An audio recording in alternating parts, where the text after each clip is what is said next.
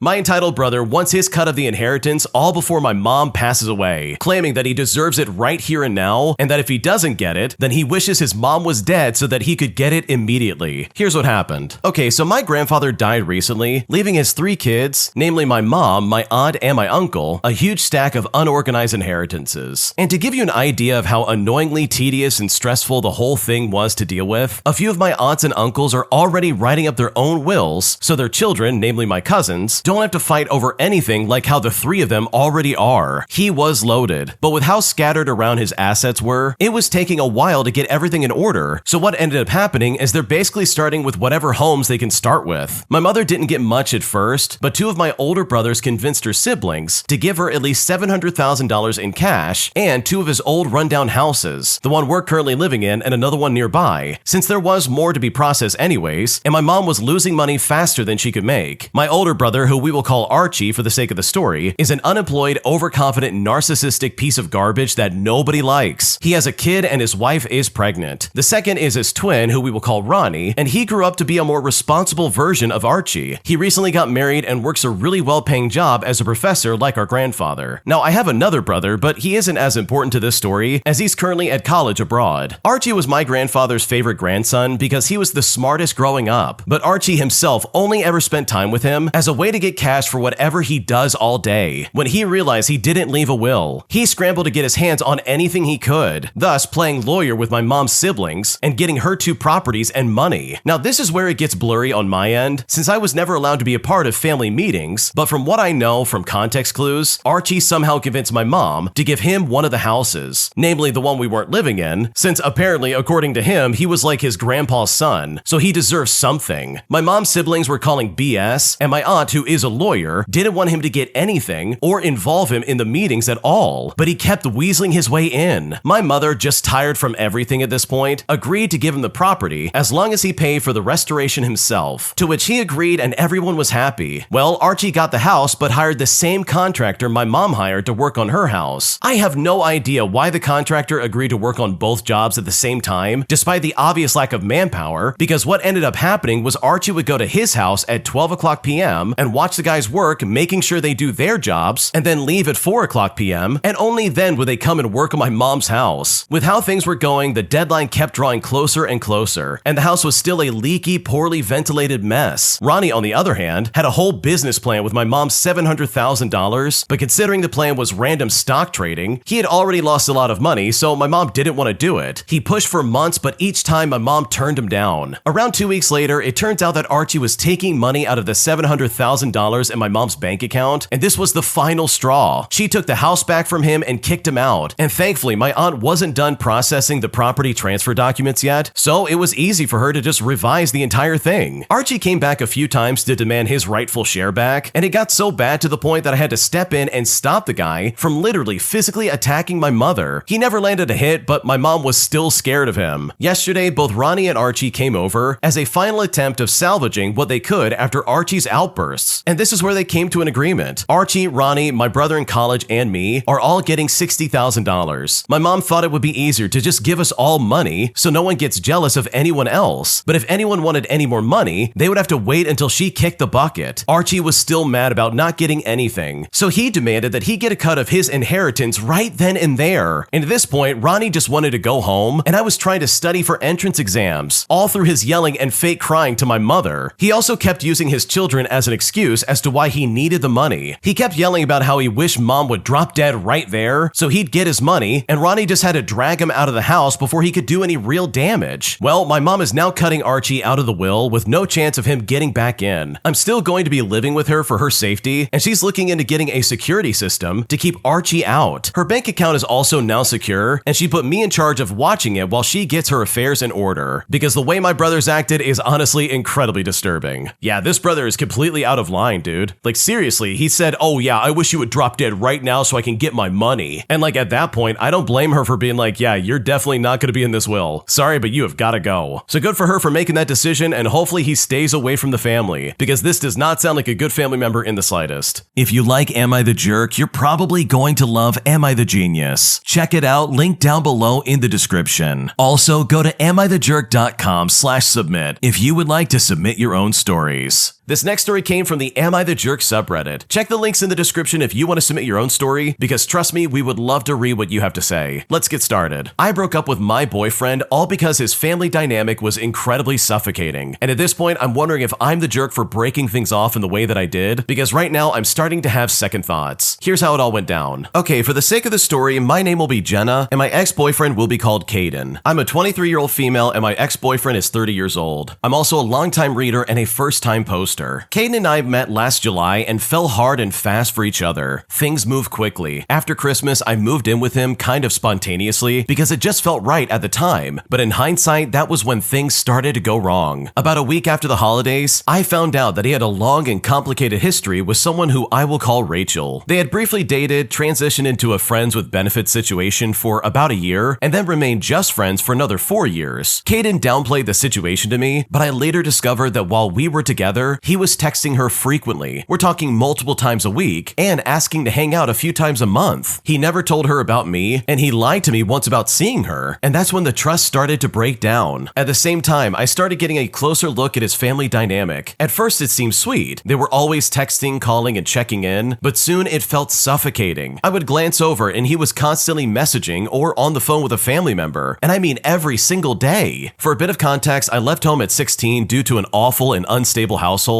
and I've been fully independent ever since then, working hard to support myself. I have complex PTSD and no contact with my family. So seeing someone so deeply enmeshed with his, to the point that his apartment, job, and car insurance were all set up through his family, was completely overwhelming. It felt like he would never stand a chance on his own, while I had been forced to do so for years. From January through March, we fought constantly about his family's involvement in our lives. I tried to express how the nonstop contact made me feel like I came second, that their opinions and emotions influenced him more than my own did. And often, after spending time with them, his tone would change like someone had rewritten our arguments for him. Well, in late March, we took a trip to Miami. It was supposed to be a break, but his family kept blowing up his phone. And trust me, I get it. We were in another country, but we were only in Florida. And he's a grown man. But even still, the trip only deepened the tension. When we returned, I asked for what I thought was a fair compromise, namely just a few months of space from his family to focus on us. Well, we wrote the message together and then he sent it. Within 4 hours, chaos absolutely erupted. His family accused me of taking him away and said that it was completely unfair. His mom and sister were incredibly emotional, and the next day he visited his mom, who said that she didn't support our relationship because, in her words, family comes before everything. Then, without telling me, he went to his sister's place, something we agreed he wouldn't do because it made me feel unsafe. When I confronted him, we had a huge argument. He asked me to call his mom to smooth things over, and I'd never even met her in person, and we'd only had a few FaceTime calls, if that. On the phone, she was cold, rude, and dismissive. She told me my traumatic past didn't matter, and that the only thing that counts is the future. She compared our past like it was some kind of contest, and called me crazy and bizarre. And Caden was there the whole time and just said nothing. I left that night and I stayed with a friend, and then in an Airbnb for a week. It was one of the darkest weeks of my life. Eventually, I moved back in temporarily until I could get into my new apartment. He kept promising things would change, that he'd respect the boundaries, but they didn't. The phone calls, the text messages, the emotional weight of being with someone who wouldn't put our relationship first. It was all still there. I cried, I threw up from the stress, and I felt like a shell of myself. 2 days ago, I told him I couldn't do it anymore. I told him I wasn't angry, but I was just exhausted. We tried everything, but he still wouldn't step back from his family, even though I wasn't asking him to cut them off. Just give us space to build something on our own. Well, he told me he couldn't give me that, and so I left. And now I'm wondering if I made a mistake by ending it all. Now, to give you an idea about the frequency of communication, let me clarify a few things. His family would reach out to him almost every single day, multiple text messages from his dad alone, and then about 3 to 4 other family members would text or call several times a day or week. They all live around 20 minutes away, so it was constant, especially when it came to him being available to talk or visit. So am I the jerk for ending this relationship in the way that I did? Because right now I'm still incredibly frustrated. Okay, I don't blame you for a second for stepping away from this relationship because it does not sound like you two are compatible. Like seriously, it sounds like you guys have totally different expectations about like family and stuff like that. And especially from both sides of this, it seems like either one changing anything is just gonna be seen as like a huge, massive attack against the other person. Because I honestly see both sides of this. I don't think it's unusual for family to call and check in on each other, but also I don't think it's a bad thing to be like, okay, let's have some distance and figure our lives out. But unfortunately, it doesn't seem like either of you are willing to budge in any kind of way or find some kind kind of like middle ground. So in that regard, I don't think you're the jerk because your feelings are completely valid here. You deserve to be in a relationship that really makes sense to you, and in my opinion, this one just doesn't fit the bill. Am I the jerk for not acknowledging my half-sibling after my dad went through the messiest divorce I could possibly ever imagine? Here's what happened. So I come from a wealthy family, and both my parents worked their butts off to get where they are. Now my father on one hand is older than my mom by about 10 years, so his business is bigger. I've also known that my father has cheated on my mom several times over the course of their marriage. My mom comes from a poor divorced family, so she didn't want to divorce because she knows how painful it is. Eventually, my father leaves her in 2019 for a woman about 23 years younger than him. Keep in mind that I know he's been having an affair with her since 2015. I also confronted him in 2015 about this as a 13-year-old kid, which he then responded by giving me a slap in the face and telling me that if I tell this to mom, I will break the family. Fast forward to the divorce, and my dad messed with my mom in every possible way, both financially and emotionally. But luckily by now, she has recovered and her business is starting to thrive again. He still disputes almost every single claim my mom makes regarding costs of university, etc., despite making a net profit of over $1 million last year. In various court cases, he describes us as spoiled brats, even though my sister and I both work every single weekend to save up and because we like our student jobs. This January, he and his now wife, the one from 2015, welcomed a baby of their own. But I explicitly told him that me and my sister will and can never accept that baby or his wife, especially after the messy divorce, the court cases, and me being mistreated, and a lot of other crap, which trust me is way too much to get into. It's his wife and his daughter, and they're not my stepmom or my half-sister. I told them that I wish them good health, but I only want a relationship with my dad and no one else. But now I'm hearing that they complain to all of our common friends that my sister and I are selfish, entitled, spoiled brats, and that we should fully accept his new family. They also still talk crap about my mom every day, and this is practically to my dad's entire side of the family, which is also the reason I cut ties with most of them as well. So I really need to know if I'm the jerk here because right now I don't know what to do. Dude, this is so messy. Like, your dad sucks. He sounds like one of those evil people who would just mess with your mom just for the sake of doing it, which all stems from a decision that he made. Like, he's the one that cheated, not the other way around. So the fact that he's demonizing you and your sister just because you want nothing to do with his new family, like, I don't blame you for a second. That would be way too painful to handle, especially after all the crap that he pulled during the divorce. So no, you're not the jerk, and honestly, if I was in your shoes, I would probably do the exact same thing. Am I the jerk for not going to my boyfriend's family's get-together after they refused to go to mine that I had planned for literally 4 months? Because right now I'm feeling very petty and I'm not sure if I'm making a mistake. Here's what's going on. Okay, to start things out, I'm not sure if I should be feeling this annoyed over the situation or not, but I am not happy. So last week, it was my boyfriend's birthday. We've been together for almost 7 years, and I love him dearly. 4 months ago, I had an idea to have a surprise weekend away in a place called Chester, which is for reference in the United Kingdom. Now, I invited everyone, my family, his family, and our friends too. The plan was that I'd have a secret day off work, pack up both of our clothing and what we would need for a couple nights away from home, as it is almost a 4-hour drive away, so it's not going to be that easy to come back if we need to, and just simply pick him up for work and then travel down to Chester. We would spend the night, just us, go for a nice dinner, maybe an evening activity, and then the next morning go to the zoo, where we would meet everyone there, and whoever wanted to stay the night, they could do that, and anyone who didn't, they could go home. It was no big deal. I spent weeks trying to organize hotels and transport for people who wanted to go, and for people on a budget. Anyways, it got to 2 days before we were all going, and all of his family said they couldn't go. Bearing in mind, most of them lived way closer than we did, and their reasons were that it was too far, or that they couldn't get the day off of work, or that traveling will be difficult, which honestly is something I completely understand. However, I gave 4 months notice, which I think is a reasonable amount of time to sort things out to be there. My family even offered to help with money, traveling, and other expenses if needed so they could be there. So I think it's absolutely shocking that not one of them showed, yet all of my family and our friends made it. Some of them even traveled 8 hours in the car to show up, spend the day with us, and then traveled home because they couldn't stay. So am I being unreasonable, or is this just a crappy thing to do? Even more shocking, the day of his birth, I received a text message saying that maybe we could all do something in a few weeks' time, you know, where it's cheaper and easier for people to get to. And believe it or not, they suggested something where they lived. And honestly, I'm raging right now. So just because I'm feeling a bit petty, sorry, I'm not gonna go to that. So truly, am I the jerk for not going to their trip after they refused to go to mine? Because right now I'm still incredibly upset. No, I don't think you're being a jerk at all. Why would no one show up? Like, not a single person. You gave them like a 4 months notice to have some kind of like arrival or appearance. And I'm pretty sure it was well articulated that, yeah, guess what? I'm gonna be having a big event with both families. You really should figure things out and be there. Like, it's not that big of a deal. And as someone who comes from America, anytime anybody from the United Kingdom's like, oh, it's too far away, I can't do it, I just have to sit there and laugh because, my God, a few hours in the car is nothing. Like, dude, there's no excuse. So in my opinion, it all comes down to the fact they just didn't want to go. They didn't want to spend the time to go up there and visit with you or anybody else, and that really sucks. So no, you are definitely not the jerk for not showing up to their thing, because they literally could not bother even showing up for what you had planned. Am I the jerk for wanting to leave my parents' house as soon as I turn 18 years old? Because right now, with my current living situation, I feel completely miserable and I seriously just don't know what to do. Here's what's happening. Okay, as the eldest daughter, I want to start off by saying that I had to live for other people. Responsibilities have always been on me. Ever since my parents divorced, I've been forced to be the therapist for all of them, and I had to endure the constant blaming from both sides on the smallest things. If I expressed my feelings or even cried, I would get shamed for it, and then I'm expected to hold my mom and assure her that everything's okay, when I myself have never been comforted before. All my life, if I showed emotion, they would ignore me, or look at me like I'm disgusting, like I've done something wrong, when in reality, all I asked for was to be loved. Now, when my mom asks me why I'm cold and don't show emotions, I tell her that she doesn't care for me when I cry, or when I talk to her, but then suddenly I'm the one who mistreats everybody, and then she bursts out screaming like I did something wrong to her or something like that, and suddenly everything is about her. Sometimes she even ignores me when I tell her that I need to say something important to her, and instead she just keeps playing on her phone. My mom has always been this way, where she only loves or treats me like a person when she's happy or in the mood to be a mother. My dad also wasn't even there for me either. He mistreated my mom verbally and physically, and also molded us to only care about other people's opinions and follow his commands on everything. And you know what? He's never been there for me. After the divorce, he began his crazy behavior where he would be following us and mom just to spread bad rumors about my mom in the streets and in the neighborhoods. Every time we leave the house, we will find eyes following us everywhere, looking at us in the most disgusting way. Not only that, but he also kept breaking into the house even though they were divorced. He even broke the handle to my mom's bedroom and took money and gold. And if that's not bad enough, he threw the remote to the air conditioning at her face and hit her directly in the forehead. And for reference, my mom has diabetes, and that can cause her to go into a coma anytime. I was seriously devastated. And if that's not bad enough, I heard him talk to her about how if I didn't live with him, then I'm not his daughter anymore. My sisters always loved him, but even then, he literally threw her on the side like she's trash, and he just doesn't care about her. Ever since the divorce, the house has always been dirty because my mom was severely sick and could only leave to work and come back to sleep from severe exhaustion. So I had to clean the house and cook every day for my siblings, just to then get called names from them, and my mom shaming me if I was too tired to do anything. I've had to clean, study, be the therapist for the whole house, and be the perfect daughter just for my mom to tell me, "You're just like your dad. You look like him and you act like him." And that broke me. I realized nobody cared for me anymore. I've lost all my friends. I've lost my happiness. I get massive mood swings so bad that depression lasts for days nonstop. And these days, I'm supposed to push myself to the limit and take care of everyone who treats me badly, because according to them, it's my responsibility because I'm the oldest. But you know what? I'm tired. I'm really, really tired. And I have in the past had very dark thoughts. And I now feel like I'm stuck in a loop that just never ends. But it's like, why do I have to experience all of this? And why am I not like the other teenage girls that only have to worry about their nails or their boyfriends? I really just hate everything in my life right now. When I bring up that I'm leaving the house as soon as I get a job, my mom gets all sad and angry. She then says that I'll leave her in a nursing home. And it's like, what? All because I wanted my own room and not to be stuck in a small, suffocating room with my two siblings? I've already lost so many friends that I'm all alone in school, and now my immature dad is bombarding me every day and verbally mistreating me just to get my mom to get back with him. So honestly, with all things considered, would I be the jerk if I did move out of my parents' house as soon as I turned 18? Because right now I'm incredibly frustrated and I don't know what to do. Oh man, first off, I want to say to the original poster, I am so sorry that you're having so many problems in your life right now, especially at such an early age. Like, you don't deserve this, man, because you deserve way better than what your parents are giving you. And just to try and like clear things out for you, no, you absolutely do not have to be the only person in the house cleaning and doing everything around there. It sounds like your mom and dad failed in almost every single way possible, and it's not fair for you because you literally don't deserve this. You shouldn't have to be the therapist of the entire house. You shouldn't have to be the only person cooking for your younger siblings. And you definitely should not have to be the only person cleaning. And it's so classic that your mom's trying to be like, oh, you're gonna put me in a nursing home when I'm old, aren't you? Because in the back of my head, I'm thinking like, yeah, if you keep acting like this, absolutely. In fact, you'll have to pay for it yourself. Like, dude, what are you doing? So no, if you did decide to move out at 18, you would not be the jerk. You really do deserve to have your own life where you can make your own decisions free from the scrutiny of everybody around you. And the fact that your mom wants you to stick around is just a big manipulation play. She wants you to stick around because you've taken on the role as the mother of the house. And if you're not there to do everything for her, then suddenly she's got to do her job. And the same goes for your dad, like they're both cut from the same cloth. Because in my opinion, you deserve the best in this world. And hopefully things get much better for you sooner than later. My entitled sister demands that I give over my son to her so that she can be my son's new mom, claiming that she deserves to be a mom because my wife and I never planned on having any other kids in the first place. But as a result, I snapped at my sister in a way that I'm sure she never expected, resulting in my family saying that I'm the jerk for the way that I reacted. Here's what happened. This story also came from the Am I the Jerk subreddit. Check the links in the description if you would like to submit your own story. Okay, let me start off by saying that I love my sister, and for the sake of the story, we'll call my sister Jenna. She's been there for me through thick and thin. We were raised in a tight-knit family, and despite our occasional squabbles growing up, we've always had a strong bond, or at least I thought we did. But recently, something happened that made me question everything. I'm a 35-year-old male, and I have a 4-year-old son who we will call Liam. He is the light of my life. I wasn't always planning on having kids. I wasn't really against it, but I just didn't see myself as the dad type when I was younger. But things changed when I met my wife, who we will call Sarah, 7 years ago. We fell in love, got married, and after some long talks, we decided we wanted to start a family. It took us some time, but Liam came into our lives and I couldn't be happier. My sister Jenna is 38 years old, and she, on the other hand, has struggled with infertility for years. She and her husband, who we will call Mike, have been trying to conceive for as long as I can remember. They've gone through rounds of IVF, hormone treatments, and pretty much anything else you could name. I can't even imagine the emotional and physical toll it's taken on her. I've tried to be supportive in every way that I could, by listening when she needed to talk, helping her financially when they were going through expensive treatments, and just being there for her in general. But here's where things started to get complicated. Jenna has always had this aura around her. Like, no matter what, she always got what she wanted. She was the golden child growing up, and everyone admired her. And in a way, I did too. But there was always a sense of entitlement. Like, she expected life to keep rewarding her. So when she and Mike couldn't conceive, I think it shattered something inside of her. Over time, her behavior towards Liam began to change. At first, she was a doting aunt, showering him with gifts, visiting us all the time, offering to babysit whenever we needed a break. But gradually, her comments became more possessive. She would say things like, "You're so lucky to have him. I wish I could keep him for a few days." Or she would say, "If Liam were mine, I would do all these different things with him." Now, I just chalked it up to her frustration with not being able to have kids of her own, and I just kind of let it slide. I didn't want to make things harder for her than they already were. But then about 6 months ago, Jenna and Mike announced that they were looking into adoption, and Sarah and I were overjoyed for them. I thought this might be the turning point where she could finally move forward and find some peace. But after a few months, Jenna started making more intrusive comments about Liam, and this is where I started to get very uncomfortable and very freaked out. She would ask if he could stay over for extended periods, or if she could take him out for the weekend to give us a break. We tried to brush it off as a joke, but it started happening more frequently. The breaking point came a few weeks ago when Jenna came over for what I thought would be a casual dinner. Everything seemed fine at first. Liam was playing in the living room, Sarah was setting up the table, and we were all just chatting. But then, out of nowhere, Jenna said something that stopped me in my tracks. She said to me, "I've been thinking, and I think it's only fair that you let me take Liam for a while. I deserve this. You've already got what you wanted, and I've had to fight for everything in my life. I don't see why I can't have this too." And when she said this, I was stunned. I didn't know if I had heard her correctly at first. She looked at me like what she said was the most reasonable thing in the world. I could feel the tension rising in the room, and Sarah's face went pale, and I could see her gripping the edge of the table. I tried to stay calm, and I asked her, "What do you mean by that, Jenna?" She then let out a sigh, almost as if I was being difficult. She then said to me, "I mean, you've always been the one who's had everything come to you so easily. You weren't even sure if you wanted kids, and now look, you've got this perfect little boy. I've been trying for years, and it's not fair. I'm his aunt, and I love him like he's my own. You know I'd be a great mom, so why can't you just let me take him for a little while? I'll take care of him, and you can have a break." Now, at this moment, moment, something inside of me snapped. All the years of supporting her, trying to be understanding of her pain, and dealing with her subtle digs at my life choices, all of it just kind of boiled over, and I couldn't believe she was asking me to give her my son like he was some kind of consolation prize for everything else that hadn't gone her way. So I stood up, and in a voice louder than I intended, I said to her, "Jenna, are you out of your mind? Liam is my son, not some object you can just take because you think life hasn't been fair for you. I'm sorry you've struggled, but that doesn't give you the right to demand my child as if you're entitled to him. You've gotten everything else you wanted, but that's not how life works. You don't get to borrow someone else's child because things didn't go your way." Jenna looked as if I had slapped her. She stood there speechless for a few seconds before she burst into tears and ran out of the house. Mike followed after her, but not before shooting me a look that made it clear he thought I'd gone way too far. Now Sarah, who had been silent the entire time, finally spoke up. She quietly said, "I think you needed to say that." But I honestly felt awful. Not because I didn't believe what I said, as I absolutely stand by my words, but because I never wanted it to come to this. I never wanted to hurt my sister, especially given everything that she's been through. But how could she think that taking Liam would ever be okay? Jenna hasn't spoken to me since. She's blocked me on all social media, and even my parents have been hesitant to get involved. They told me Jenna is going through a hard time, and I should have been more understanding, but I'm struggling to see how I could have handled the situation any differently. Was I being too harsh? Should I have been more patient given everything Jenna's been through? Or am I justified in snapping at her for trying to take my son? What should I do? Okay, first and foremost, you are definitely not the jerk, and yes, you are 100% justified. Your sister was being a weirdo. She was literally being so creepy with the way she was talking about your son. Like, what was she implying? She wasn't saying that she wanted to borrow your son. She was saying that she wanted to take your son. She wanted to take him away from you and keep him. Like, that seriously is so creepy and weird. I don't care what kind of problem she's going through with infertility. This is a weird comment across the board, and it all comes from some weird jealousy that she can't have kids, but you did. Like, that is so beyond anything that's even reasonable. It's not even funny. And the fact that anybody, and I seriously mean anybody, is like, "Oh, come on, your sister is hurt. You need to be more understanding." It's like, what does that entail? Do I give up my son to my sister so she can feel like a mom? Like, why not just adopt a kid of your own and move on with your life? Why do you need to take my son away from me? This is all incredibly creepy. Jenna is out of her mind if she thought that was a reasonable request, and if I was in your shoes, I would have shut down Jenna exactly the way that you did. If you like Am I the Jerk, you're probably going to love Am I the Genius. Check it out, link down below in the description. Also, go to AmITheJerk.com/submit if you would like to submit your own stories. An entitled jerk blocks a handicap ramp, causing a person to fall down the steps as they didn't have the ramp accessible for them to use. And I've honestly never been more pissed off at someone's entitlement in my life. Here's what happened. Okay, so tonight I was walking with my partner, and we came across an individual in our gated community who was laying on their back next to an open car door, parked in a handicap space. They had been laying there for at least 20 to 30 minutes, waiting for someone to walk by who might help them. They are handicapped and require a walker for mobility, and of course, this jerk driving a Mercedes decides it's okay to park immediately in front of the ramp leading to and from the unit's doors. And apparently, when they found out they were unable to leave due to this jerk, who decided they were too important to park in any of the other 6 available spaces, and yes, I counted, this handicapped person attempted to come down the curb and then they fell down. Needless to say, after helping this incredibly kind individual into their vehicle and offering to call for medical attention, I started on a rampage to put this idiot on blast. Maintenance was unable to call a tow truck because they were new and didn't have the proper code, and I don't have authority to call on private property. So I called and emailed the leasing office with photos of this idiot's vehicle. I then thought to myself, you know what, screw it. I'll contact the police, or even triple check if there are any signs for towing, and just try to call regardless, but the vehicle was gone. If you've ever blocked ramps, taken parking spots, or have prevented access to any resources put in place for people with disabilities, then shame on you. I hope this story sheds a light on the impact of your laziness. Also, not all disabilities are visible, so don't assume that if someone looks like they don't have one, then they shouldn't have the same resources as anybody else. Oh, and if you wanted to know more about the entitled owner, they parked a new Mercedes with some Freemason badges on their car. I'm still really pissed off by this, and I hope I never have to see something like this ever again. Yeah, that's an awful situation. That really is so unfair. For starters, I do think you probably could have called the police even if it was private property. Like, you absolutely have every right to call the police on someone who's doing something incredibly illegal. And blocking a ramp that's meant for someone with a handicap absolutely is illegal. You can't do that. That is not okay. So I think he did the right thing by trying to like put this owner on blast, because what this jerk did is absolutely unacceptable. Am I the jerk for refusing to pay my friend's share of the bill after she once again purposefully forgot her wallet so that she could get a free meal? Because right now my friends are saying that I should have just covered her, and at this point I really don't know what to do. A few days ago, I went out to dinner with a group of friends. We all had a good time, and at the end of the meal, the bill came along. One of my friends, who we will call Sarah, suddenly said that she forgot her wallet at home. Now, this isn't the first time that something like this has happened, but it's never been with me directly, as she usually does this with other friends. Everyone was pretty quiet, and I could tell they were waiting for someone to offer to cover for her. I didn't say anything at first, but when Sarah looked at me, I kind of awkwardly said, "I can't cover you, I'm sorry." And when I said that, she seemed shocked, and then she said that she would pay me back tomorrow. I still said that I couldn't because I'm not comfortable covering other people's expenses, especially when this has happened before. She then got upset, saying that she felt embarrassed and that I was making her look bad in front of our friends. One of our other friends ended up paying her share, but the whole mood shifted. Afterwards, she also texted me later on saying that I was out of line and I should have just helped her out since it was only a small amount. Some of my friends are on her side, saying that I could have just covered her since she promised to pay me back, while others agree that it's not my responsibility, especially since she has a history of doing this. So am I the jerk for not paying for my friend's bill? Because right now I really don't know what to do. No, you are definitely not the jerk. Sarah has a history of doing this crap. There's no way on earth I would ever give her any money because chances are you will never see it again. And the fact that she's trying to act like you made her embarrassed in front of her friends is so funny to me because seriously, that is not what happened. She embarrassed herself. This is not the first time she's done this, and she's only doing it so she can get a free meal. Like, that is super embarrassing in my opinion. So I think that anybody trying to defend her is absolutely insane because this behavior is not normal. An entitled old jerk grabs my arm from behind, all because I apparently stole his gas pump at the gas station. And I'm honestly still shaken up by this and I don't know what to do. Here's what happened. Okay, this literally happened about 45 minutes ago and I'm still anxious and incredibly mad. I'm a 25-year-old female and I just got off work and decided that I needed to go get gas. I stopped at a gas station nearby my home, though as I pull in, I couldn't get all the way into the parking lot as there was a car sitting smack dab in the middle of the lot, blocking the way between the entrance to the lot and where all the gas pumps were. Now, I should clarify, this gas station has a surprisingly small parking lot. There's not exactly much room already to weave through to get to each of the pumps. Today was a particularly busy day for getting gas, as most of the pumps were occupied save for one. I couldn't get to this one as the car in front of me was blocking my way through, though after a moment, someone else honked at the car, and I'm not sure why I didn't do it myself, but I didn't really think about it in the moment. Now, they finally pulled forward and I thought they just drove off, especially since they did not pull into the empty space. So I pulled in, I parked my car, I went in to pay for my gas, and I came back out to fill my tank. I noticed the same car was suddenly sitting right across from mine, a bit further into the lot, and I could see an old couple sitting inside, seemingly having a conversation. I obviously didn't pay much attention to it, and I thought it was weird that they were just sitting there, but that's not my business. So I popped in my headphones and I put music on, and I just stood there waiting for my gas to finish pumping. And then at that moment, someone grabbed my arm from behind. It wasn't the tightest grip, but obviously you are going to panic when you are grabbed out of nowhere and you didn't even hear this person approaching. So I screamed and I yanked my arm away, and as I turned around, I saw the older husband of the couple that was sitting in that same car standing close to me and pulling his arm back all disgusted. I had to take my headphones out to listen to anything that he was saying, and even then I was still so freaked out I barely understood most of what he said. All I heard was him yelling at me about stealing their gas pump and that they were just pulling in when I so rudely stole their spot from them. Now, my reaction after staring at him for a solid second was to literally scream, "Get away from me. Who do you think you are?" and so on and so forth. And thank God I was a lucky one. I guess this older jerk wasn't quite expecting someone to yell back at him, so he immediately backed off. He got into the car with his wife and just drove off. And you know what? If he said anything, I definitely did not hear it, because it all ended as fast as it started. But I genuinely think that's the most shaken I've ever been in a long time. I had a few people around me ask if I was alright, but I just wanted to get out of there. So yeah, now I'm home and I'm upset and I just wanted to vent. I don't know who in the world thinks it's okay to just grab someone like that over a gas pump, but I'm just glad that screaming worked, and I'm so glad that he left me alone. Yeah, that's some seriously creepy behavior. You don't grab someone from behind, especially if you don't know them, and then try to be like, "Oh, you stole our gas pump, how dare you?" It's like, dude, this is first come, first serve. off. If you drove off and I took it, that's your problem and not mine. Last I checked, his name isn't written on the gas pump saying, oh yeah, this belongs to you. If he wanted that, then he should have gotten there properly. But aside from all of that, this guy was completely out of line, even putting his hands on you. That's just really creepy behavior, and you had every right to freak out and scream at him. Because I know if I was in your shoes, I would have done the same thing. Because this behavior is really scary, and it definitely should not have happened. Am I the jerk for kicking my sister and her boyfriend out of my house, all because they don't respect my sleep schedule? Here's what happened. I'm a 34-year-old female, and my sister, who's 27, and her boyfriend, who's 28, moved in with me at the end of August after he was laid off from work. The agreement was for them to stay at my apartment through the holidays so they could save up money and he could find a new job. All they would have to contribute is $500 for rent and food. Now, he has done his part and found a new job, and they have been saving money for their move, which is part of the reason why I feel like I might be the jerk here. Now, for some background, I work the graveyard shift in a small group home for adults with intellectual and developmental disabilities. I cannot sleep at work because I'm the only one there, and I have to be awake in case one of the residents needs me or there's an emergency. I spend my time at work cleaning, doing documentation, changing people's depends, making their meals for the next day, and giving a few of them their showers in the morning. Needless to say, I have to stay awake and alert the entire time I'm there. My sister has a difficult time understanding that I need my place to be reasonably quiet during the day so that I can get any kind of sleep. I could understand some normal amount of noise, but she took it over the top, laughing obnoxiously loud, blasting her music or TV in the living room, which is right next to my bedroom, having loud guests over, being very loud in the bathroom or the kitchen, etc. I asked very nicely many times to please keep it down, and she always apologized and said okay, but then she started to make it my problem and said that I should buy noise-canceling headphones or sleep at my boyfriend's place instead. Well, I finally got upset, and I told her they are being allowed to stay with me as a guest, and if she can't act as such, then they need to find somewhere else to stay. She spent the rest of the day calling all of her friends and everyone in our family, telling them how horrible I am for threatening to kick them out. Our parents reached out to me and asked if that was true, and I told them the situation and they're on my side, but said that I should give them the month to figure things out. I called and spoke with her boyfriend, and he felt genuinely bad about the situation and had no idea this was an issue. I try not to bring him into things, but I figured since this would affect him, it was only right to do so. Now she's even more furious with me because I went behind her back and called him and apparently manipulated him into being on my side. I told her, look, I will give them until November 1st to figure something out, and he even said it probably wouldn't even be that long as they could go stay with his parents. But my sister is choosing to expire on this hill and make me out to be the villain when all I wanted was some quiet so I could function at work. So seriously, am I the jerk for kicking them out? I do feel bad because her boyfriend is doing what he can and he is being reasonable. I just don't understand why my sister can't comprehend that I can't sacrifice my sleep and put my livelihood at risk. What should I do? You're making the best decision in my opinion because your sister sounds like a spoiled, rotten brat. Seriously, she's trying to make this your problem that she's being noisy instead of keeping the noise down herself? Like, that is unacceptable. I'm sorry, that just can't happen. And it's also pretty damaging to your sister's character when she goes to the rest of the family and tries to act like, oh my god, this is her fault. Like, seriously, this is not your fault. You work a night shift. You have to sleep during the day. And by the way, why is she not working? Like, if we want to start solving problems here, then maybe she should get a job and start saving up money for, like, I don't know, the place they're gonna live. So seriously, across the board, this was a good idea, and I don't think you're the jerk in the slightest, because your sister is being super selfish, and that is not your problem in the slightest. Am I the jerk for telling my friend that her wedding plans are completely unrealistic, as she is expecting everybody to go to a different country just to see her get married? And now, after I said that, she is very upset with me, and at this point, I seriously don't know what to do. Here's what happened. Okay, so my friend recently got engaged, and I'm absolutely thrilled for her. She has spoken previously before she was engaged that her and her partner want to elope in a different and more expensive country. Now, I have always supported her in this, and I am a big believer that if it's your wedding, then it's your rules. The problem arises when she got engaged and said that she can't wait for an elopement wedding. I then took her aside and said that I may not be able to come due to finances, and she responded by saying that there will be plenty of time to save for the wedding, as they plan to do it in 2026, and that the cost is what you make of it, and that it can always be made into a holiday for the people that show up, so that they're not just flying 12 hours for a wedding. Now, the country and city she plans to elope is not my favorite place in the world. It's somewhere I have very little interest in visiting. babysitting, and so I would not make a holiday out of it. If I was going to attend, I would attend only for the wedding and then return home. Fast forward 6 months and the planning has started, and they have invited about 40 people to come to the wedding, stating that they know other people who have eloped and have about 20 to 30 guests. Well, I made a comment that I believe this is an unrealistic expectation, as it is a lot of cost to ask people, and she should be prepared that all 40 people might not come. In fact, it could be significantly less. Well, she immediately got defensive, stating that she isn't being unreasonable, and almost said that the cost would be the same for guests at a home wedding, which I totally disagree on, but I didn't want to make the situation worse. She is aware there will be some people who say no, but I'm a close friend to her, and I think she is more hurt that I'm implying that I might not be able to make it. From what I know so far, the couple are not planning to pay any expenses apart from maybe one meal after the wedding. Ever since this conversation, my friend has been quiet and cold, and I want to know if maybe I said too much and should have just politely declined attending the wedding. I am still trying to see if I can make the cost work because I would love to go, but it is an awful a lot of money for me, and we're talking maybe over $2,000 if I'm being generous. So am I the jerk for telling my friend that I think she's being unrealistic? What should I do? No, I don't think you're the jerk at all. I think you're being realistic and you're being a good friend. You're telling her exactly what needs to be said, even if that truth is really hard to hear. Like, first of all, this is a destination wedding in an expensive country, and I don't know about you, but I don't have a couple $1,000s laying around to go to another country, let alone try and make a holiday out of it. And I think the original poster is not completely right. This is going to cost way more than $2,000, but that's just me. So honestly, I think what you said needed to be said. She needs to hear the truth and have a good idea of what's going to happen. Because I know for a fact if my friend was having a wedding in another country, there's a very high likelihood, unless the stars aligned, that I would not be able to make it and even be in attendance. And I think the fact that you explained this to your friend and at least tried to tell her what's going to happen, in my opinion, was the best thing you possibly could have done. A creepy regular customer is coming into my restaurant and is consistently asking me to go out with him to go get some drinks. And despite the fact that he knows that I'm engaged and he has a wife and kids, this guy keeps making creepy remarks towards me. And at this point, I seriously don't know what to do. Here's what happened. I'm a 24-year-old female bartender, and I have worked at my restaurant for over 2 years now. About a year ago, I got promoted to become a bartender, and this is when I met Alex. Alex is not his real name. Alex started off as the perfect customer, super kind and respectful, low maintenance and easy to talk to, great sense of humor, and tipped really, really well. Like if his check was under $100, he would always tip $50, and if it was above that, he would always tip $100. But even if he didn't tip like this though, I still really would have enjoyed him as a customer. I really did like talking to him, and if I saw him come in, I knew it would be a good day. Now, my coworker, who had been bartending at my restaurant longer than I have, noticed all of this before I did. She had suspected that Alex had a crush on me for a while, but didn't say anything because he kept it respectful, and it all seemed harmless. Alex also has a wife and 3 kids, by the way, and he also knows that I'm engaged. So again, a harmless crush doesn't necessarily mean anything, especially if he doesn't act on it. Or at least that's what my coworker thought. Alex started coming in more and more. I would see him come in at least once a week. He then asked me what days I bartended, and then he would only come in on those days. Then one of his kids got really sick and he didn't come in for a while, and me and all the other bartenders were really worried about him during this time because his kid is super young, and we all really cared about this guy. Sometime after Thanksgiving, Alex comes in again while I was working. He talks to me about his kid, and he begins to tell me that he really likes talking to me and asks me again what days I work because he wants to come in when I do. He proceeds to ask me to exchange emails so he can get my schedule. Now, I thought that was really weird, and I told him emails seem a bit suspicious. He then laughed it off and agreed with me, and then gave me his number instead. He then tipped me $200 that night, and I threw away his number at the end of my shift. It felt wrong, and it made me feel dirty. Maybe a week before Christmas, Alex comes in again and apologizes if giving me his number made me feel uncomfortable. He then tells me that if he ever says or does anything that makes me uncomfortable, then I can tell him to get lost. And after he says that, I just laugh it off and say I will, because seriously, what else am I supposed to do? I'm at work and I can't leave or do anything. I was also very confused at the time because it was very weird for him to do that. Later on, when I cash him out, he starts talking about again how easy it is for him to talk to me and how he really has no one else, how his mom never cared about him and only does so now because he has money, and how friends have manipulated him because of his money. So I ask him, okay, what about your wife? Surely she's she's there for you. Well, he then continues to talk garbage about his wife and how they are always fighting and can never agree on anything. I tell him I really think he should talk to a therapist, but he tells me that he's tried and they only want his money. But then he looks at me and tells me that I'm different. He also calls me attractive and just continues on. Now, I don't know what to say or even how to process what I'm hearing, but I found a way somehow to end the conversation and get back to work so he could finally leave. And thankfully, he didn't come in for a while after that again. But eventually, Alex came back on Valentine's Day with his wife. I was not sure how to process it at first, but he started to bring her in more, and I even got to talk to her and get to know her. And she is wonderful and so beautiful. She is really kind. She's an elementary school teacher, and she loves her family a lot. It really made me dislike Alex because here he has this wonderful wife who is struggling just as much as he is, and he spends hours at my bar while she's at home taking care of her sick kid and their infant. Anyways, things started to get better, and it really seemed like their relationship was on the mend, and maybe whatever was happening during the holidays was a moment of weakness for him. He started acting normal, and I could talk to him without feeling uncomfortable, and even when he came in without his wife, it was like things were back to the way they were. The last time I saw his wife, she came in and asked if I work out and started asking me what I do because she has fitness goals of her own. Now, I don't mind normally talking about that stuff because I enjoy weightlifting and I enjoy helping out other people that are interested in it. Well, as I'm answering her questions, Alex jumps in and says, "I'll pay you to train her," and my jaw nearly dropped to the floor when he said that. It felt almost sinister, and I started to feel trapped. I immediately say, "Oh no, I wouldn't be good as a trainer," and I derail this by showing his wife a woman who I know is a certified trainer that could help her get the results that she is looking for. After that debacle, Alex started coming in alone again, and this is where he started making really weird jokes. He started joking about me babysitting his kids, and in my head, I'm literally screaming internally, like, "I'm a stranger, what are you talking about?" He then told me he could teach me how to paint when I mentioned I enjoy painting as a hobby. He also invited me to gamble with him, and when I told him I don't like losing, he told me he would give me money to gamble. I had to make a joke about if he gave me money, I wouldn't gamble it, because then it wouldn't be his, it would be mine. And at this point, I had told 2 other bartenders that are women, and they had noticed it too and helped keep an eye out for me and tried to help me avoid him at all cost. But it's very hard when I'm literally trapped behind a counter. Now, the worst of all of this happened this summer when he came in late and heard that 2 of my coworkers were going out for drinks after the shift. The bartender I was working with liked him a lot, and the 2 of them have gone out for drinks before, so he invited Alex to join them as well. It was then that Alex quickly asked me if I was joining, which I said no, I'm tired and I'm going straight to bed after my shift. He then literally begs me to come out and offers to buy me a drink. But again, I decline, and I give the excuse that I just got back from vacation and I drank way too much and I need to let my body rest. Alex then continues to beg me to come out with them and to let him buy me a drink 15 times that night. And I'm not even exaggerating right now. I wish it wasn't true. The last thing he said to me before they left for the bar was to say, "So what'll it be? Is it a yes or a no?" So I told him that my answer is still no. He then jokes that he didn't hear me, and I correct him and say that he wasn't listening. But then he says in a coy manner, "Oh, well, I don't like to listen." And at this point, I nearly flipped out. That pissed me off so much. But instead, I chose to just not say anything and leave. Alex came back in the next week, and before he leaves, he asked me to come out for a drink with him again as a friend. So I say that I don't drink. He then asks me if I want to drink coffee, but I tell him that I don't drink caffeine. He then pleads with me and asks, "Okay, do you want to get water instead?" So it's then that I finally tell him I'm not comfortable going out with him at all. And then I go ahead and I cash him out. He then tells me to have a nice life and then he leaves. Well, this guy didn't come back in for almost 3 months, but I bet you can probably guess what happens next. Alex came in again about 2 weeks ago. He came in with his friend that he will sometimes come in with because he passed a really hard class. It's some kind of really high-level chemical engineering class or something like that. And once again, things seem to be very normal. Alex is not saying anything weird and is just acting like nothing ever happened. Now, I am keeping my service hat on, but also trying to keep my distance as much as I can behind the counter. He also likes to sit right behind our computer, which is also right next to the well, so again, it makes it really hard to avoid this guy. Much to my relief though, nothing really happens, and they leave with it being a pleasant and uneventful visit. But now we caught up to the present, and he came in again this past Tuesday, an hour before we closed by himself, all while I'm the only bartender working. And right then, I'm hoping that everything will be fine and normal, but I'm also really scared that it won't. And much to my dismay, he asked me out for drinks again. Now, I avoid the question, but he asks me again. I tell him that I'm on antibiotics, so I can't drink, which is the truth conveniently enough. But this man refuses to take the hint and continues to exhaust me. He then asks me, how about when you're off antibiotics? What about then? I tell him no again and just make an excuse that I'm trying to be sober. Now, I don't know if he believed me or finally got the hint, but he said goodnight and finally left. I was actually very scared with this last interaction. Even though nothing serious seemed to be happening from an outside perspective, I was so scared. For the first time, I was actually alone behind the bar while he was there. There was one cocktailer working, but there was no one behind the bar with me, and he was almost the second to last customer to leave. I was very scared of being completely alone in the whole bar with just him and me, and him just completely ignoring everything that happened to then continue to ask me to get a drink with him was really scary. It makes me so scared of what would have happened if I gave in and finally agreed. What else would he continue to push? Luckily, my manager walked me out that night and nothing happened, and for now I am safe. I finally told the bartender that went out for drinks with Alex that night, but I don't know what else to do. From the surface, he is the literal perfect customer, and I'm just so lucky that the people I've told believe me, but I am scared management won't believe me. I'm scared of them blaming me for what happened to me. I'm scared of retaliation from him, but I'm also scared every time he comes in now. What should I do? Okay, this Alex guy is super creepy. This is not the perfect customer. This is like the perfect stalker if you ask me. First of all, do not give this guy any more information about your schedule. Don't tell him a thing. That is so dangerous. This guy is clearly crossing so many boundaries, it's not even funny. Like, this guy has a wife and kids, and here he is being like, oh, come and get some drinks with me. He's clearly trying to get you drunk so he can take advantage of you. And I'm sorry to say that, but that is exactly what this reads as. And in my opinion, I think you need to start shouting it from the rooftops that this guy is making you feel uncomfortable. He's trying to ask you out, and he's practically begging you to go on some pseudo date with him. Like, this is inappropriate. You have a fiance and this guy's married, and the sheer fact that he's making you uncomfortable, especially when you have all this mounting evidence against him, that should be more than enough reason for management to get involved. And in my opinion, if they don't believe you, then it might be time to find a different job. Like, first of all, why would you make this up? Like, why would you fabricate this story against someone who clearly was a good regular customer at first? Because right now, this is straying into some kind of weird territory that you absolutely do not deserve. And if this management even values you as an employee, then they would step in and do something about it, because this behavior is definitely not normal. If you like Am I the Jerk, you're probably going to love Am I the Genius. Check it out, link down below in the description. Also, go to AmITheJerk.com/submit if you would like to submit your own stories. Am I the jerk for not inviting my brother to my son's graduation party simply because I knew he would make that entire celebration about him and his new girlfriend? Because right now my entire family's upset with me, and at this point I seriously don't know what to do. Here's what happened. So I have a son who recently graduated from high school. This was a huge milestone, and we had been planning a special family dinner to celebrate. I was proud of him, and I wanted the evening to be focused on his accomplishments, as he had worked very hard to get to this point. Well, my brother, who we will call Alex, has a bit of a history when it comes to family events. Every time he gets into a new relationship, he parades his new girlfriend around, turning any occasion into meet the girlfriend night. It has happened so many times that it's become a running joke in the family, but this time I was not in the mood for distractions. He just started dating a woman by the name of Lisa a couple of months ago, and I knew exactly how the night would go. Alex would be introducing her to everyone like she's the main event, hogging conversations, and making it about them rather than Sam. So I asked him not to bring her to the dinner. I told him it wasn't personal, but I wanted the focus to be on Sam and not on his new relationship. Now, I thought Alex would understand, but he completely lost it. He called me selfish, said I was jealous because he was happy again after his divorce, and then he accused me of deliberately excluding him. My parents, always the peacemakers that they are, got involved and started pressuring me to let it go. They said that Alex deserved to be happy and that Lisa should be welcomed with open arms, especially since Alex hasn't been in a serious relationship since his divorce. They made me feel like I was ruining family harmony, but I stood my ground. I wanted this night to be special for Sam and not another spectacle about Alex's latest girlfriend. In the end, Alex refused to come without her, so I didn't invite him at all. And now my parents are furious, saying I'm alienating my own brother over something petty, and Alex is spreading the word that I'm punishing him for being in love. Sam had a great night, but I can't shake the feeling that I've caused unnecessary drama. Some family members agree with me, but others say that I could have just let him bring her to avoid conflict. So right now I'm stuck wondering, was I wrong for drawing this line, or is Alex the one who's making every everything about himself yet again. What should I do? No, I don't think you're the jerk here. I think you were being proactive about something that absolutely was probably gonna happen, and that, in my opinion, is super annoying. Like, you know for a fact he's gonna be like, oh yeah, look at my girlfriend, and somehow steal the spotlight away from your son who just graduated high school. Because yes, that is a huge milestone, and yes, he should be celebrated for that. It shouldn't become some show and tell situation with Alex and his new girlfriend, especially since you know he's gonna do this again like he's done previously. So personally, I think Alex is just being so overdramatic because I really think he knows that's what he was gonna do. And I think the fact that you shut it down early, in my opinion, exposed Alex to his true intentions, because that really was his plan all along, and he just doesn't like the fact that you called it out before he could do it. My friend injured my eye, and now there's a chance I might lose half of my vision. But now this friend is making fun of me and laughing at the fact that my eye is injured, and at this point, I seriously don't know what to do. Here's what happened. I'm a 26-year-old female in dental school right now, and my friends and I went to play badminton at school. I was with one partner, and we were playing really well. Then we wanted to rotate partners, so I got paired up with another girl, and for the sake of the story, I'll call her Dana. She doesn't really play sports, but it seems like she really wanted to be my partner. So I said, sure, let's do this. While we were playing, we bumped into each other a lot. I don't think she's very good at sports, and when I called on the birdie, she would still go for it. Well, long story short, we collided once more, but this time she swung her racket directly on my eye. I then lost vision for 2 hours, and I went to the ER, and it was just gray, nothing else. But Dana was laughing the entire time, and I feel like it was nervous laughter. I tried to stay calm and positive just because all my friends were there, and we're also going to be in the same class for the next 4 years, and I didn't want to create any tension. Either way, I noticed the entire time she was just laughing, even while she came with me to the ER. I had to go to the eye doctor the next morning at 8 o'clock in the morning, and the tests they did on me were uncomfortable, and they were very painful. It made me think about how I'm spending the one day during dental school where I could have taken a break, but instead I spent it there, and my eyes were so dilated that I couldn't study the entire day. Everything was blurry for about 7 hours. The doctor said that I have damage on my retina, and I have some bleeding in the back of my eye. My vision should return in 1 to 4 months, but there's a risk that this vision loss could be permanent. Now fast forward, and there was a get-together with the same friends, and she was there. And she was laughing the entire time again, joking about my eye too. She doesn't seem to understand the severity of the situation, and it really bothers me. And right now, I'm at the point where I want to ask her for compensation, cover all my Uber fees going to and from the hospital, and for my eye doctor appointment fees. I didn't go to class today because my eye didn't feel great, and I didn't want to see her face either. Today, she went for sushi with our classmates, and I saw the group photo, and she was smiling so widely, and it just bothers me even more. I don't really know how to handle this situation, and I don't want to create drama or tension. I also don't want to affect my relationships with my other friends in our friend group, but I'm also very pissed off. I'm scared that this could be permanent, and I don't know what to do. So seriously, how do I continue this friendship? I don't know how to handle this, and I don't think her parents know either. I didn't tell my parents because they're going on a trip to Europe, and I don't want to worry them when they finally get on vacation. I honestly feel so stuck, and I seriously don't know what to do. Okay, first and foremost, this person is not your friend. They're making fun of the fact that they basically blinded you. They're laughing at you that they smacked you in the eye with their racket, and now you might be partially blind in one eye. That is definitely not a friend, and I don't even care that you're gonna have classes with them. Like, this could drastically change your entire life. So if I was in your shoes, I would get this whole friendship idea completely out of your head. She clearly doesn't care about you because she's just laughing about the entire situation, and I think you're just passing off her nervous laughter as her being nervous. But what if she actually thinks it's funny? What if she really thinks it's funny that you are losing your vision in one eye, and it is her fault and she got away with it? Like, I don't know about you, but that would really piss me off, because this is something you definitely should not take lightly. So in my opinion, I think you need to forget about everybody else's comfort and think about yourself for once. You're not a doormat, and you shouldn't allow these people to walk all over you. Like, this definitely is Dana's fault, and if she really was a friend, she would be willing to step in and have some kind of compensation for literally almost blinding you. And the fact that she's not coming to you is all the proof that you need that shows that no, she definitely does not care. I also think, in my opinion, if I was in your shoes, I would be telling my parents immediately. I would not care if they're going to Europe or not. Forget the vacation, I might be going blind in one eye. So seriously, I think you need to think about yourself and push any idea of this friendship off to the side, because this lady does not care about you. And in my opinion, I think you absolutely should be escalating this. Am I the jerk for not allowing my mother-in-law to stay at our place after she surprised us stating that she wanted to stay with us without ever asking us ahead of time. Here's what happened. Okay, so we are just a couple of newlyweds, just trying to figure out life. We are doing good and we are in love. We got married less than 6 months ago, and my parents paid for our dream wedding and they are still supporting us. My mother-in-law constantly told us that she would give us money, but she never did. I never asked for it, and honestly, I didn't need it thanks to my parents. But it was annoying hearing the same story where she promised something we all knew she could never give us. She was the only one giving us a hard time while planning the wedding because she wanted to invite a ton of people that we barely knew. She didn't put in a penny out of her own pocket, but still wanted a lot of people in our wedding, which did make me angry, but I never told her or my husband just to be respectful. She didn't seem happy the days that we got married, and I'm not sure why since we always had a good relationship, and she ended up inviting a lot of people. I was always respectful and even asked her opinion in some wedding stuff so she could feel like she was a part of it. Well, long story short, she lives in another state, and every time she came to visit Texas, she stayed with her brother. Well, yesterday we picked her up from the airport, and she told my husband she was expecting to stay with us. Now, I talked about this before, telling him that I don't feel comfortable with family members staying over at our house. They could visit and everything else, but they are not going to sleep in our home, and that is one of my boundaries, which he agreed to. She's been playing the victim since her brother and her got into an argument a few months ago, and they don't talk anymore. So now every time she comes over, she needs to stay with us. When we dropped her at her brother's, he was nice and kind to her. He always said that she could stay with him and that he could also help her with any errands she needed to do. Now, she never told my husband about the situation and never asked him or me if it was okay that she could stay with us. I get that she's my husband's mom, but I feel like she needs to understand that we do have boundaries, and she can't come and expect that we accommodate our schedules around her. I don't feel comfortable with anyone else staying because when I'm at home, I clean and cook and I do chores at my own pace, and I don't want to have someone saying what I need to do. I'm not happy that she planned her whole trip around the expectation that we would accommodate her without even asking. We always thought she would stay with her brother, as she has always done that before. She was never clingy to my husband when he was single, and I'm not sure why she wants to play that role now that we're married. Now, fast forward, and she did end up staying with her brother, but I feel like my husband is resentful now since he thinks I don't want his mother around just because I'm mean. So am I the jerk in this situation? What should I do? Okay, I seriously don't think you're the jerk here, because what your mother-in-law tried to do is incredibly rude. Like, seriously, who just shows up to your house and says, "Oh, you're gonna take me in"? It's like, no, I'm not. Like, why would you try to drop in and be like, "Oh, I'm staying at your place now. I'm having an argument with my brother"? Because I would straight up say, yeah, that's cool. That's also not gonna happen. So to that extent, I'm right there with the original poster. They should not be forced to house literally anybody, especially if they're not comfortable with it. And the way your mother-in-law tried to go about doing this, in my opinion, is incredibly inappropriate. My ex-boyfriend cheated on me with my best friend and left me to go pursue her. And now, several years later, they are begging me to be a part of their wedding party. And despite the fact that I've told them no numerous times, I am being inundated with phone calls and text messages from everybody, demanding that I forgive my cheating ex-boyfriend and show up to their wedding anyways. Here's what happened. Okay, so 3 years ago, my boyfriend of about 1.5 years, who we will call Josh for the sake of the story, broke up with me because he had feelings for my best friend, who we will call Anna. We hung out a lot, and they said that they eventually developed feelings for one another. They admitted that Josh had been cheating on me, and they made a fool out of me. They made me think that everything was okay when it really was not. If they admitted it at the time, I would have tried to be more understanding and tried to support them, but they chose to lie. So I cut them both off. I focused on school and found a job with a really good income. Josh and Anna tried to reach out to me at first, telling me that they still wanted to be friends, but I blocked them. And now I'm living in the town next to our hometown. I got a wonderful job opportunity, so I moved. But I liked that I was still close enough to visit my parents and other relatives. Anyways, about a month ago, I heard about their wedding from a mutual friend. It didn't really bother me anymore, so I just went about my life. But about a week ago, I received a message from Anna telling me that she and Josh were getting married and that they would like me to be a part of their wedding party. I replied by saying congratulations, but no thank you. I had no feelings for Josh anymore, and I'm even seeing someone else. But I don't want to celebrate the wedding of two people who betrayed me. But even though I gave my response, they were insistent. Josh also messaged me via a different number, and some of my friends also tried to convince me to come to the wedding. But I firmly said no. Even my mom called me asking if I was going, and when I said no, she sounded disappointed, but she didn't push it. And honestly, this is all just so weird to me. Why would you you want your ex-girlfriend or ex-best friend, you know, the girl you cheated on, be a part of your wedding. Well, the day before yesterday, Anna's parents called me, telling me that they miss me and really hope I could go to the wedding. But once again, I firmly said that I would not be going. It was at this moment that Anna's mom berated me, saying that I should let bygones be bygones and that I should be happy for her daughter. I then asked her if I cheated with Anna's boyfriend and then invited her to the wedding. Would she convince Anna to go? Well, when I asked this question, she had no answer to this and actually ended up hanging up on me. Now, at this point, it's gotten quite out of hand because I'm receiving more than 30 phone calls and text messages a day from their friends and family about this wedding. So honestly, right now things are really hard and I seriously don't know what to do. Before we go any further, the original poster actually has an update for us. Here's what they had to say. I want to start off by saying thank you so much for all of the advice. I didn't think that this would get so much attention. I just want to clarify a few things that I read about in the comments, though I'm very sorry that I haven't read all of them. First of all, my mom is not going to the wedding, but I think she wants to go, and that's why she was asking me if I was going, and I plan on talking to her after work. Also, Anna messaged me with a different number, and I still have no idea how she got my number. Also, my hometown is a small town, and most of our friends did know that I was cheated on, and that's why this all seems so weird to me. I did block the people who were very insistent, including the new numbers of Anna, her mother, and Josh. I also keep blocking the people that text me about the wedding, but new numbers just keep popping up, which makes it more weird that people are actually making an effort to get new numbers just so I would attend my ex's wedding. I'm gonna talk to a close friend who still lives in my hometown, and she hates Anna for what she did to me, and she may know what's going on, because right now things are definitely out of control. Wow, this is crazy because this is so inappropriate. Josh and Anna, first of all, are terrible people because they were involved in cheating and they basically ruined a good thing in your life. So for that reason alone, you should not feel obligated to go to that wedding at all. And the fact that everyone is so insistent and they're trying to be like, oh, come on, just let it go. He only cheated on you. What's the big deal? Like, are you kidding me right now? There's no way I would ever go to that wedding. And I love the fact that you turned this right back at Anna's mom and you proved your point and basically showed exactly how insane all of this is. It's also so concerning and disappointing that everyone is so obsessed with you going to this wedding. Like, after receiving 30 calls and text messages and just always being bothered about this, I don't blame you for blocking people and being like, no, I'm not going to this crap. And seriously, why should you? Just so they can rub it in your face in some kind of way? Like, they clearly are just trying to drag you back to a place where you did not feel good about yourself. This just doesn't sound like a good idea at all. So truly, I think you're doing the right thing by cutting these people off and choosing to block them instead of entertaining any of this garbage, because the way they're acting, in my opinion, is completely unacceptable. If you like Am I the Jerk, you're probably going to love Am I the Genius. Check it out, link down below in the description. Also, go to amithejerk.com/submit if you would like to submit your own stories. Am I the jerk for telling my husband that I think his brother and wife are bad parents for always trying to make us watch their kids 24/7 whenever we come up and visit them? Because right now he's upset with me for what I said, and at this point I seriously don't know what to do. Here's what happened. So whenever I'm visiting my in-laws, maybe 3 to 4 times a year, we stay at my brother-in-law's house because they have an extra bedroom, and also they insist that we stay with them. My brother-in-law and his wife expect near 24/7 babysitting because I'm not working during these trips. They leave my niece with me and start asking and telling me to do things. Stuff like, can I feed her? Why doesn't she read a book with me? And not to let her watch any TV. They basically just disappear into their own worlds the whole day, as one of them goes to work and the other one works from home. Now, I don't mind helping out for a few hours here and there, but being expected to just watch her the whole day during the entire vacation, if I don't have plans outside of the house, seems excessive to me, and I find myself growing very resentful. I honestly don't understand what they do when I'm not around, as they don't have a babysitter normally. Whenever I express that I'm tired or try to get away for some rest, they end up commenting later in a joking way how me and my husband should reconsider having kids in the future since we get tired so easily, or that we should watch my niece for a longer period of time, namely weeks at a time, before ever seriously considering a child. Now, these comments rub me the wrong way and seem so inappropriate to me because obviously having a child is a lot of work, but just because I don't want to watch their child 24/7 doesn't mean that they can say such rude things to me. I've complained to my husband a few times, but he seems to think that this is all normal and that this level of expectation for babysitting is also totally normal and part of the culture as South Asian. However, I'm not really sure if this is the case because they tried basically the same same thing with their other sibling who lives in the same city as them to try and get them to schedule babysitting their kid for 1 to 2 weekends every month, and they obviously refused, which led to a small fight. Well, recently I got so annoyed at their behavior over the past few trips, especially leaving their child with me and my husband when at the time we had been feeling very unwell and very sick, that I told my husband that I don't like his brother and I think that him and his wife are extremely self-centered and they are demanding people who are bad parents because they are always trying to pawn their kid off on other people. This obviously started a huge fight as my husband feels very close to his brother. So am I the jerk in this situation? What should I do? No, I don't think you're the jerk because I completely understand where you're coming from. When you go to these trips to see your in-laws, you're not there to babysit. I can't stand when people try that and they're like, oh wow, if you can't handle this, then you can't handle for a second being a parent. And it's like, wait a second, why is this suddenly some kind of rite of passage just to have a kid of my own? Just because you're too lazy to watch your kid doesn't mean that I'm gonna babysit them for the entire day, let alone for weeks at a time. Like, that is crazy talk. So no, I don't think you're the jerk at all, and I think you have it right. Your in-laws were very self-centered, and in my opinion, I think they are completely out of line. My husband and I's roommate is an absolute nightmare to live with, as he is constantly late on his rent, while also is never paying for anything associated with the house. And at this point, we seriously don't know what to do. Here's what happened. Okay, for a bit of background, I moved in a year ago with my boyfriend, and the both of us are 22 years old. His friend, who is a 26-year-old male, was supposed to stay with my boyfriend for a few months until he got on his feet. Well, he never left, and until my boyfriend told him 6 months in, he wasn't paying for rent, groceries, or utilities. Now, a bit about this friend. He's been sheltered his entire life, and that basically means that everyone around him struggled, but they also made sure that he was always covered and always good. And he basically had it really good compared to his siblings growing up. And this is a good thing, having family come together to make sure you have a good upbringing, but unfortunately, this made him super entitled, and he feels that everyone has to cater to him and his lifestyle. Now, the roommate goes back home to another state and did a hard illegal substance. He failed a UA test and got 45 days extra duty, so he works long hours in the military, but ends up finding loopholes because he was higher up. Now, there are 3 weeks of arranged pay that he has not paid me for me taking care of his dog when he went on a trip to Thailand, and this is because his pay got docked after he failed the substance test. Now, he asked me to help with his dog, and I said, sure, I'll do what I can, but I told him, you've got to help out if you're home, and he said that he agreed. We have cameras, and I noticed the roommate would be home, but when I take our dog out, he would go to the bathroom for very long and shake while doing so. So I asked him, and he said he took him out. Well, the dog is still doing this, so I said to him, are you sure? And he said to me, well, I can't find my dog's harness in my room for the past few days. I've been borrowing your dog's harness and just taking my dog out because it's a lot of work to walk up and down the stairs. And it's like, what are you talking about? It's half a flight of stairs. Then the roommate is late on rent and says to me, oh, I'll get the money next week. And my boyfriend then reminds him and he says, oh, we don't get paid till 1 more week. I'm broke right now. Do you like 100% need the money? I can dip into my savings if you need it. And I'm thinking in my head, what is going on? This is rent money. I complained about his dog's behavior issues because he expects me to take care of her if he goes on 9 months of deployment. And I texted him back saying, ask your friends or family or your girlfriend because I'm not watching her all the time. She is an untrained dog. He texted back by saying, I'll pay for the classes, but you have to drive her. And then he sends me a link to a place that's literally an hour and a half away. I sent him a message back and said, you are definitely tripping. You need to figure out arrangements for where she's gonna stay because either she's gonna be boarding up or it's gonna be with someone you know. He also complained to a mutual friend that he pays for half the groceries and then tries to act like he doesn't know where his half of the groceries go because there's no food in the house. But here's the thing, he hasn't paid half since I moved in. I'm the one literally tallying up what he asks us to buy for him, and I send it in the group text message. We also don't touch his food, which by the way, his food is just a bunch of chicken nuggets and corn dogs. We buy vegetables and meat, and he still eats what we buy for ourselves. On top of that, he has not been asked to pay for what we buy for him for like 3 months, and that's because he's been supposedly struggling with money, but instead he's just buying a lot of dumb expensive stuff. So right now, me and my boyfriend are at a complete loss, and we seriously don't know what to do. Yeah, this roommate needs to become a former roommate very quickly. This seems like a nightmare to deal with. Here you have somebody who is clearly taking advantage of your kindness and refuses to pay for rent. Like seriously guys, he's not paying rent. If that's not a bigger clue that this guy's gotta go, then I don't know what is. And the fact that he's complaining to other people and like making stuff up, that would drive me crazy because you're literally like paying for his entire life. And he's living rent-free and you guys are letting it happen. So in my opinion, I think it's time for him to go. If I was in your shoes, I would start that process immediately because this does not sound like a healthy living environment in the slightest. Am I the jerk for canceling our streaming services so that we could hire a housekeeper to take care of our house? Because right now, my husband is furious with me. And at this point, I don't know what to do. So my husband and I just welcomed our first baby almost 3 months ago. Understandably, it has been a huge adjustment for the both of us. She is still not sleeping through the night, and we're both back to work full time. We have always split the household responsibilities 50-50. We just help where needed, and it's always worked out well. Lately, though, my husband has been doing the chores terribly, and I've had to come behind him to fix things or clean them again. For example, he cleaned the bottles the other night, and they were cleaned so poorly that I had to do them all over again. He dropped some pump parts down the disposal and then ran it, and it just ruined them. There have been several pieces of clothing that he didn't clean after a blowout that are also now completely ruined. There are many more instances like this, and I have confronted him a few times, letting him know that we all make mistakes, and I know we are both tired, but it feels like he's not even trying to do these things well. He just keeps saying he's so tired and is having a hard time working and taking care of the house and the baby, and I do sympathize with this as I'm also working, pumping, recovering, and taking care of the house and the baby. The final straw for me was when he told me to go to sleep and he would put up the milk that I just pumped and finish all the dishes. Now, I was so grateful until I got up and realized the milk had been sitting on the counter and at this point was no good anymore. He said he was sorry and he put on a show to relax for a bit before doing the dishes and then just fell asleep. So the next day, I decided to cancel all of our streaming services, PlayStation Plus, and our theme park passes in order to hire a housekeeper. I figured if he's too tired to do basic household chores, then a housekeeper is necessary. If he is too tired to put the milk up, then he's too tired to play video games or for us to go to a theme park. We still have cable and the PlayStation games and can do other activities outside of local theme parks. Well, when he found out about this, he blew up at me and said I had no right in doing that, and now he is absolutely furious. Now, I thought I was doing us a favor so we could get more sleep and not worry about household chores. So am I the jerk for canceling things in the way that I did? What should I do? Honestly, I kind of feel like everybody sucks in this scenario because your husband absolutely should have put everything away and been more tidy around the house. But also, if you really wanted to cancel all these subscriptions just to afford like a housekeeper to help out, which is reasonable, then I think you definitely should have talked to him first and let him know, hey, this is the game plan. Don't get me wrong, I'm not excusing his behavior, but if my significant other was like, oh yeah, I'm canceling all of this so we can get a housekeeper, you're clearly too tired to do anything, and that includes playing games. Like at that point, I would be like, oh, okay, you're doing this passive aggressively, I get it now, because that's how this comes off, and I think some simple communication could have gone a long way, because right now this kind of makes both of you look incredibly petty, and I personally think that this could have been handled a lot better. Every single restaurant I've ever worked for has always fallen into the trap of hiring way too many servers, and after doing this for a while, I can honestly say that it is incredibly exhausting. So you ever wonder why your favorite server or bartender left a good job? Well, I've worked for several restaurants, and every single one I've worked at has eventually fallen into the trap I'm about to describe. Now, of course, many businesses have trouble getting good and reliable people, and restaurants are no exception. But then this happens. A restaurant is finally doing well and has a staff that gets along, is good at their jobs, and likes their jobs. Plus, they provide great service. But most importantly for the staff, people are making money. Well, then the unthinkable happens. The restaurant starts to get busier, there are more customers, and this honestly really should be a good thing. But unfortunately for the servers, it can be a sign to start looking for another job. And here's the reason why. Most people understand that being busier means that it takes longer to get things. And most customers understand this overall. Nobody reasonable expects to go into a restaurant or movie theater on a Friday night and have things go as smoothly as they would on like a Monday afternoon, for example. But management wants everyone to have perfect service all the time. So they decide to hire more people, but they almost always overhire. And why not? If servers are only $2.13 an hour, labor cost for management is next to nothing. So your coworker, Susie the server, who had been used to working with a staff of 5, comes in for her next shift, and there are now 10 servers. Business has increased maybe 10 to 20%, but her tables have been reduced by 50%. Her pay is cut in half for doing well, and she becomes angry and frustrated. And the new hires have the same problem. They've been told how much people make there, but then they work these overstaffed shifts, and it feels like they've been lied to. So then they quit pretty fast as well, and the veterans are looking for other jobs. 3 months later, you are now back to the original size of the staff, and you've gone through a lot of people. Your veterans are gone, and service has dropped. And so, as a result, your customers start going going elsewhere. It's kind of funny that tip culture promotes the exact opposite problem of most other jobs. Other businesses don't hire more because it costs the company, but restaurants overhire because it costs them literally nothing, and it just pulls money away from their current staff and literally will just ruin their entire business. Yeah, that's a really good insight, and I really wanted to share that because I have personally experienced that. It is so frustrating, especially in the service industry in like a restaurant of some kind, when you walk in and literally the staff has doubled. You have people there who were not there like a week ago, and you're now getting less tables and less money. And it's one of the many reasons why being a server is so difficult. Because sure, the customers can be super entitled and very hard to deal with, but sometimes even worse than that is management. They only see dollar signs attached to your hard work, and so they hire more people to basically dilute the customer service. So what the original poster is saying is completely true, and in my opinion, it's one of the most frustrating things you can ever see as a server. Am I the jerk for refusing to pay for my daughter's university, all because I don't like the degree she wants to go for? Because right now my daughter and wife are very mad at me, and at this point I seriously don't know what to do. Here's what happened. Okay, so my wife and I have 3 children. My eldest child already has a job, while the middle is in university, and the youngest is in her final year of high school. Because my daughter will be going to university soon, we had to sit down about what she was going to do. Up until this point, I left my wife to discuss this with my daughter because she is better with these things, and she is closer to my daughter. Anyways, the issue came when my daughter said that she was intending to do a degree in fine arts and design, and I was surprised, but I let her talk her piece. She told me about her love for art and animation, and she would love to turn her passion into a career. After she said everything she wanted to say, I asked her to elaborate on the finer details, and I could see that she wasn't thinking about what she would do after university. So I told her that this is a terrible idea, and she should rethink what she wants to do, and I left the table assuming my wife would talk her into something more reasonable. Well, fast forward a month, and we are back to having the conversation again, and this time she was more certain than ever about doing her degree in fine arts. I was a bit frustrated because I was expecting my wife to talk her out of it, but my wife was supporting her and trying to convince me about the positives to it. Well, I could see that I was fighting a losing battle, so I flat out told them that I would not pay for university if she would just waste my money on this degree. Now, at this point, they both got very mad, pointing out how I had paid for my previous children without question, but I pointed out that I never had to worry about them finding a job, and that we are not in a first world country like people in Europe or North America. There is no market for artists where we live, and the unemployment rate is already ridiculously high. I told her that I don't care what she does, as long as it will lead to employment, and then I just left. Well, my daughter told her siblings, and while my son agrees with me, my eldest daughter says I should allow her the chance to do what she loves, and now it looks like I have favoritism. So honestly, what do I do here? Am I the jerk for the way that I handled this? What should I do? Yeah, I'm gonna say you're definitely the jerk here, because for starters, you clearly don't know your daughter, but also because it seems like you're holding her future education over her head, all quite literally right before she graduates. Like, that is really toxic, and that is so myopic. Like, how do you not know your daughter where you would know she's into this kind of stuff? Like, you said it yourself, you left your wife to discuss these things with your daughter because she knows her better. But it's like, okay, well, why don't you know her better? And your argument of saying, oh, I don't live in a first world country, there's no job market for that, and sure, it might be true if she plans on living in the country she's from, but you don't know the opportunity she could have at this school to get a job somewhere else. This could literally be her opportunity to network and find those people that can help her find a job elsewhere. Her going to university for this is her opportunity to network and find people who are in the industry. So for you to sit there and be like, no, you're not going to do this, I'm not going to pay for this, like, that really is super selfish, and it really is unfair, because you're literally not even letting her try to see if this is something she's interested in. Most people switch their major like 5 different times. She could easily get into this and be like, wait, okay, I don't want to do this, let me switch things up. But if you don't even let her try, then seriously, what's there to learn? So yes, I do think you are the jerk here, because I think the demands you're making of your daughter right now, in my opinion, are completely unreasonable. An entitled customer freaks out on me after he's not served in a timely manner, and despite the fact that I explained to him that we were completely swamped and that there were only 2 servers in the entire restaurant, this guy simply didn't care, resulting in him cussing my manager out, as well as getting kicked out of the restaurant for throwing a glass onto the floor. And I'm honestly still in shock by this guy's behavior, and I seriously hope I never have to deal with him ever again. Here's what happened. Okay, so the funniest and saddest thing happened to me tonight. I've been a hostess at my particular restaurant for a while now, and recently I switched up to serving. It is good money. The customers seem a bit more bearable than at my little podium up front, and there's there's a sense of solidarity in the back of house. Tonight was a bit rough, of course. I mean, it is a Saturday night and we're in a city. Everybody wants to go out to eat, especially the big parties. Well, we were short-staffed tonight and most of our staff got cut early, which left me and the most experienced server by ourselves. We ended up not only losing most of our servers, but also our hostess as well. So naturally, a dinner rush would then ensue. We handled it naturally and we started to seat ourselves. I got a lovely table of 3 who seemed relatively chill, and I told them what was happening with us being short-staffed, and they seemed to be accepting and okay with this. So I get their drinks, their biscuits almost immediately, and about 20 minutes later, I get their food out. I then get a large party, which was no problem. I was a bit caught up, but I handled it fine. I then went to go check up on my 3-top every now and then, and I got them their refills for their drinks, and of course, I got them biscuits. Well, every single time I came around, they wanted more and more biscuits. The last time, they said that it was too doughy, which I thought to myself, oh, that's no problem, I'll go get some more. Eventually, we ended up getting swamped again, but I never forgot about their biscuits. Now, my large party wanted biscuits as well, so I thought to myself, okay, I'll take out 2 birds with 1 stone. As I'm getting their biscuits, one of the members of the party of 3 came up screaming in the kitchen, complaining that they had been waiting for 20 minutes and they needed to check out and get a to-go box. Now, naturally, I was confused because it had been 5 to 10 minutes maybe, and I know this because we have a computer timer for each table, and I was also in the midst of getting them. But even if that was the case, I warned them beforehand that it was only the 2 of us. Well, immediately, I got my manager to go to them because frankly, I'm tired of dealing with hostile and unreasonable people. This guy then starts screaming at her, and when I came up to apologize and to explain once more that it quite literally was just 2 of us and that I'm also new, he literally screamed at me that he didn't care and that he was a server too. My manager told him to leave for cussing, and he responded by throwing a glass down before storming out of the restaurant without paying. So to the man out there that I dealt with, please go get some help because it was only biscuits and it really was not worth all of that screaming. Yeah, I will never understand when customers act this way because seriously, they not only knew that you guys were swamped and they could probably see that you guys were crazy busy, but then they also had the audacity to go into the kitchen and start screaming like a banshee when they themselves are servers. Like, come on, that is so inappropriate. They're either lying to you or they have like no empathy, because if they really were a server, they would be like, oh, it's totally fine, take your time. Because they have to know how busy it can get at a restaurant. Like, why would you embarrass yourself like that and treat someone else in your industry in this way? So yeah, that guy was completely out of line, and I honestly cannot stand it when people act like this, especially in a public setting. If you like Am I the Jerk, you're probably going to love Am I the Genius. Check it out, link down below in the description. Also, go to amithejerk.com/submit if you would like to submit your own stories. My managers at my serving job are overly hostile towards me, constantly micromanaging me and treating me like an idiot anytime something goes wrong. And I'm honestly at such a loss and I seriously don't know what to do. Here's what happened. So I just started working here last week and I really need the money and the tips are great, so quitting just isn't an option. But I seriously just don't know how to deal with all of this BS. My managers are cool, but they're unnecessarily hostile and aggressive. For example, all servers keep their credit card receipts in a box, and trust me, I'm gonna find a better place to keep mine from now on. I got tipped out about $100 on a small bill, and my manager comes up to me and starts very aggressively and loudly saying, "Why did you throw this receipt in the trash can?" Well, I look down and it's the receipt, so I tell him that I put it in the box and I'm glad he found it, but he just kept on screaming at me, acting as if I intentionally threw it away. Also, nearly every single table that I get, one of them says to me, "You just got sad, where are their waters and setup? Have you even talked to them yet?" And by the way, this is all while my table is very clearly set up and they have waters and I've already put their food in. Like, they don't even look and see if I've done my job. And they will sometimes say this 10 minutes after the table gets sat as well. And they'll even say this about multiple tables, even as one of them is already eating their food. Like, what is going on? We also have one server assistant. When I have downtime, as in my tables are 100% fine and they don't need anything, I'll go around to refill waters, restock stuff, bus other servers' tables, etc. And by the way, this takes like 5 minutes max to do this. Well, anytime I do this, my manager walks over to me and freaks out on me, screaming at me that I can't be doing that stuff because I have tables, even after I explain that they're all completely fine. But there's so much more than just this. I keep getting blamed for things, like when another server accidentally rings stuff up on my name. They overcomplicate the crap out of things, and it takes too much time away from what needs to be done. done. They quite literally just stand around and complain and barely help out. Now, I'm not leaving, as I've had a hard time finding a serving job, so seriously, in this situation, what can I do? Sometimes I take it, but mostly I'm just assertive. Also, am I wrong to think this is crazy, since I've never witnessed this kind of behavior before? I mean, this is not normal. It's actually really strange, and I don't get the thought process here. What should I do? Okay, in my opinion, I've run into people like this in the service industry, and they are absolutely obnoxious to deal with. They're the kind of managers that basically make people quit. They don't do anything around the restaurant, and they're literally just being a nuisance to everybody actually doing their job. I will never understand this mentality of, oh my god, they're not doing their job, I need to go tell them. Instead of like, I don't know, helping out and doing anything else. Like if the manager was actually managing, then the server in this story wouldn't have to refill waters and restock stuff. They could actually get their stuff done and actually do their job. But instead, you run into managers like this who just sit there and complain. They micromanage everything you're doing, and then they wonder why everybody quits. So from my experience, and I'm not saying that you should do this because who knows how it could go, but in the past when I was a server or a busboy and people would come at me aggressively, I would just match their energy and explain exactly what I'm doing, because there are just some people out there that need to hear exactly what's going on. They assume the worst because you're new, and they're thinking, oh man, you're not doing it right. This is how you need to do it. So I don't know, I'm not sure if there is some good advice. I think the one silver lining here is that once you are seen as reliable, these managers will hopefully back off eventually, because this might just be the case where you are brand new to this job, and they just want to make sure that you're not going to mess it up. This next story came from the Am I the Jerk subreddit. Check the links in the description if you would like to submit your own stories. Am I the jerk for telling my brother that his fiance is trying to distance him from our family? Because after I told him this, he is now very upset with me. And at this point, I seriously don't know what to do. Here's what happened. Okay, so my brother, who's 21, met his 20-year-old fiance 2 years ago on a youth trip. We all met on the bus and decided to team up with her older sister to go to a theme park. It was obvious that they liked each other, but both were too shy to do anything. So I helped set them up by getting her number and arranging another trip. Eventually, my brother asked her out in the parking lot of her job on Halloween, and they have been together ever since. Well, they got engaged after a year of dating, but decided to hold off on the wedding to save more money, which both families agreed on. However, things started going downhill when her mom made it clear that she didn't like us. She would act nice around us, but then talk badly about us behind our backs to her friends at church. And as a result, this caused a lot of people to stop talking to us. When we confronted her, she said that she had the right to say whatever she wanted and started insulting my parents until they kicked her out of the house. Well, this then led to her family leaving our church, which I thought might help things, but her mom then started posting negative things about us on Facebook and was blocking all of us. And my parents were hurt, but they chose not to engage. Around this time, my brother's fiance started distancing himself from us. She used to come over weekly, but eventually started avoiding us altogether, even skipping my older brother's birthday party at our house. Then she started convincing my brother to start skipping family gatherings and to ignore his curfew, staying out until 2 or 3 o'clock in the morning when he was supposed to be home by midnight. It got worse when we found out he dropped out of college, all because his fiance told him that it wasn't worth it. My parents, who were paying for his schooling, gave him an ultimatum: go back to school or start paying rent. Eventually, he chose school and was able to pick up where he left off. Later, we found out we bought his fiance's old car for double its price because her mom pressured him into it. My parents brought the car back to our house, and it's been sitting in the driveway ever since. Things did seem to improve, and my brother and parents worked out a routine for a while. Then, last December, our church was planning a youth convention. My parents had already bought tickets, but a week before the trip, my brother said that he couldn't go. This caused another fight to break out, and my younger brother and I ended up going with our cousin instead. When we got back, I found out my parents had grounded my brother because his fiance had given him an ultimatum. If he went with us, then she would break up with him. Fast forward to now, and there's another youth rally coming up, and he said that he couldn't go because she wanted him to go to her parents' house. I finally had had enough, and I told him that she's pulling him away from the family and that he needs to stand up for himself. I also pointed out that he's missed family events and caused a lot of stress to our parents, where I can even hear them crying in their room. Well, my brother got really mad and stopped talking to me, and I don't think what I said was wrong. So am I the jerk in this situation? Because right now I really don't know what to do. No, you're not the jerk at all, because it really does seem like your brother's fiance is like pulling him away from the family. And in my opinion, the fact that he acted so negatively and reacted so strongly to you telling him the truth, in my opinion, kind of shows that yes, he knows this is what's happening. And it's also really concerning that she's giving giving like ultimatums to this guy because that is never a good sign. So no, you're not the jerk for telling the truth because I think that your brother absolutely needed to hear this. I feel completely stuck in my job as a hostess, doing quite literally everything around the restaurant while the servers around me barely lift a finger and still make bank at the end of the night. And right now I feel so distressed that I seriously don't know what to do. Here's what happened. Okay, so I work at a sports bar and I was promised a server position when I applied. They said that I'd be moved to serving after 2 weeks of hosting. Well, fast forward and I'm still hosting. I'm stuck at $10 an hour, doing way more than just hosting duties. I run food, I bus all the tables alone, I keep the sections clean, I manage all the sectioning, and guess who gets to deal with all the angry customers? Because if you guessed me, you would be right. Meanwhile, the servers basically just take orders, and then they take home about $1,000 every busy weekend. I get a $5 tip out from each server, which feels like a slap in the face, considering the amount of work I do to keep their sections running smoothly. Now, the worst part about it is that I've been looking for other jobs, but the market is trash. It feels impossible to find anywhere else that's actually hiring. To top it all off, all my coworkers and even my bosses tell me that I'm the most hardworking and motivated employee here, and yet they still won't move me up. The excuses are endless. First, they told me,